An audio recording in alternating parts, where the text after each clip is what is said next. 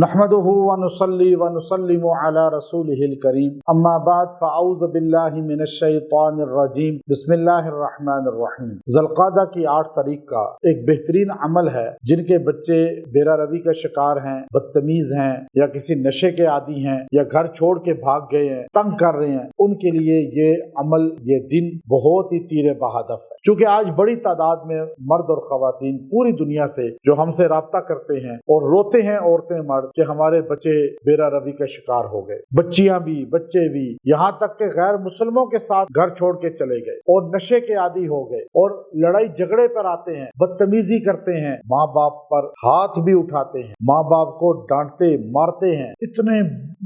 جو ہے بدتمیز ہو چکے ہیں، اللہ کی پکڑ میں آنے والے بن چکے ہیں کہ ان پر جو ہے شیطان کا غلبہ ہو۔ یاد رکھیے بہت سے ماں باپ تو بڑی اچھی تربیت کرتے ہیں اور وہ بتاتے ہیں ہم نے ان کو دین بھی سکھایا، ہم نے ان کو نماز کا ماحول دیا، لیکن باہر کا ماحول بچوں کو خراب کر دے۔ ماں باپ کو چاہیے اپنے بچوں کو اسکول، کالج جہاں بھی بھیجیں، ان کی سوسائٹی پر نظر رکھیں، ان کے دوست کون سے ہیں، اٹھنا بیٹھنا کن کے ساتھ ہے۔ آپ بچوں کو خالی اچھا کھانا، اچھا لباس، یہ نعمتیں نہ دیں، بلکہ ان کی دوستوں پہ بھی نظر رکھیں، کیونکہ بچہ ہمیشہ اپنے دین، دوست کے دین پر ہوتا ہے، دوست کے ماحول پر ہوتا ہے۔ اور کم سے کم جو میٹرک کے اندر بچوں کی ایج ہے، اس میں بچہ جو ہے پریپ سے لے کر میٹرک تک، اس میں بہت ضرورت ہے کہ باپ اور ماں اس پر لڑکا لڑکی پہ توجہ دے۔ اب بچے سرکش ہو گئے، باغی ہو گئے، تو آپ کو ایسا وظیفہ دے رہا ہوں کہ جو اللہ تبارک و تعالی نے زمانے کے، دنیا کے سب سے بڑے باغی کے لیے حضرت موسیٰ علیہ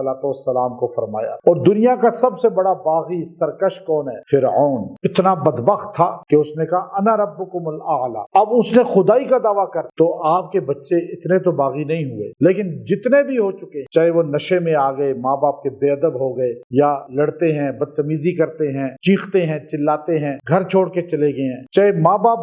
میں سے کوئی ہو چکا ہے، کوئی بھی بندہ باغی ہو چکا ہے، ایسے بیرا روی کا شکار ہو چکا ہے، تو یہ سورہ نازعات 30ویں پارے کی آیت ہے جو فرعون کے متعلق اللہ نے نازل فرمائی۔ اللہ نے فرمایا وَأَهْدِيَكَ إِلَىٰ رَبِّكَ فَتَخْشَىٰ، یہ آیت کریمہ سورہ نازعات 30واں پارہ، آپ نے 101 مرتبہ 101 ٹائم پانی پہ دم کر کے پلائیں بچوں کو،